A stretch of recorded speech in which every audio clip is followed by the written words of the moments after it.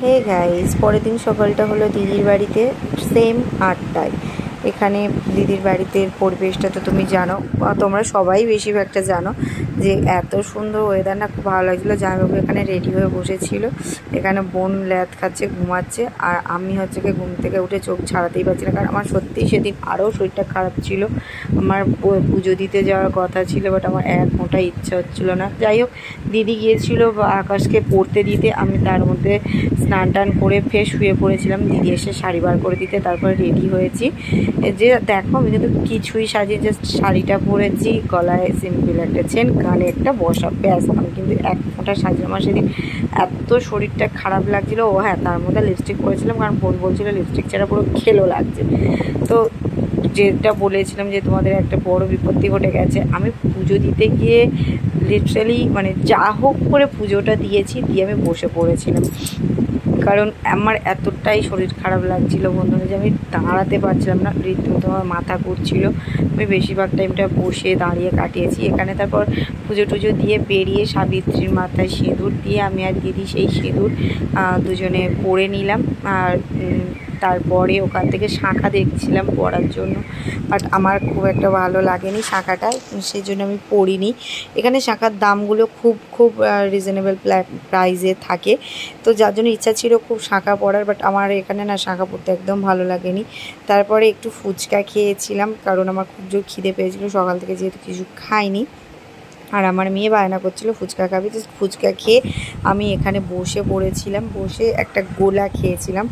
আর এত গরম পড়েছিল সেদিনে, যেমন আমার শরীরটা খারাপ ছিল তেমন গরমও পড়েছিল, যার জন্য আরও বেশি শরীরটা খারাপ লাগছিলো। আর আমার মেয়ে রীতিমতো সেদিন এত বদমাশি করেছে, আমি ওকে বকতে পারিনি বলে, ও বসে বসে কাদা মাটি হেঁটে গেছে। আর আমার দিদি এখানে বলছে ওর খিদে পাচ্ছে, খালি বলছে আমার খিদে পাচ্ছে। আর আমার মেয়েকে দেখে সবাই বলছে এটা কার মেয়ে, এটা কার মেয়ে। আমি ওখানে কিছু বলতেও পারছিলাম না, আমার এতটাই শরীরটা খারাপ লাগছিল। আমি বলছিলাম ঠিক আছে যাও, খেলছে যেখানে খেলুক, বাড়িতে গিয়ে আবার স্নান করিয়ে দেবো, একবার স্নান করে এসেছে আবার করিয়ে দেবো, কোনো অসুবিধা নেই। তো ওই জন্য আমি আর কিচ্ছু বলিনি। এখানে পুজো টুজো দিয়ে সব কেনাকাটি ওরা শেষ করলো, করার পরে গেলাম বাড়িতে দিদি মাছের ঝোল আর ভাত রান্না করেছিল। আর রিয়া বাড়িতে গিয়েছিল, রিয়ার মা একটু মাংস এনেছিল, পাঠিয়ে দিয়েছিল, সেটাই আমরা দুপুরে খাওয়া দাওয়া করেছি। আর দিদি শাক ভাজাও করেছিল। আর এখানে দেখে এত রোদ এত গরম, যেটা ধারণার বাড়ি, সেদিনে বিচ্ছিরি রোদ উঠেছিল। তারপরে তো পুজো টুজো দিয়ে বাড়িতে যেতে এক ফোঁটা ইচ্ছাই হচ্ছিলো না, সত্যি বলতে এক ফোঁটা ইচ্ছা করছিলো না। বাড়িতে মনে হচ্ছিলো যেখানে ঠান্ডা পাবো সেখানে বসে পড়ি।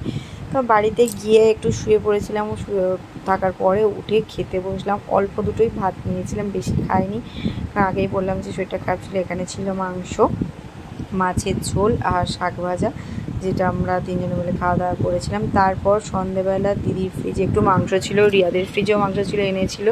তো বলেছিল ইচ্ছা ছিল মোমো খাবে, তো সেই জন্য মোমো বানিয়েছে। আমি এটাই বলছিলাম যে দুপুরবেলা ঘুমিয়ে আমার মুখটা অনেকটাই ফ্রেশ লাগছে। এখানে আমি করছিলাম মোমোর জোগাড় করতে করতে মোমোটা প্রায় শেষের পথে, এরকম অবস্থা।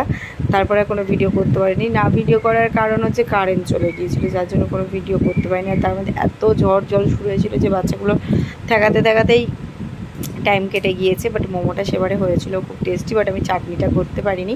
এখানে মোমো সব জোগাড় হয়ে গিয়েছে, মাংসটাকে আমি ম্যারিনেশন করে নিচ্ছিলাম, নিয়ে তারপরে আমি বসিয়েছিলাম স্যুপ। আর মোমোর ম্যারিনেশনে কী কী দিতে হয় অলরেডি তোমরা সবাই জানো। আমি তেমন একটা রান্নার ভিডিও করি না, বা আমি তেমন একটা রান্না করতেও পারি না, সেটাই বলা ভালো।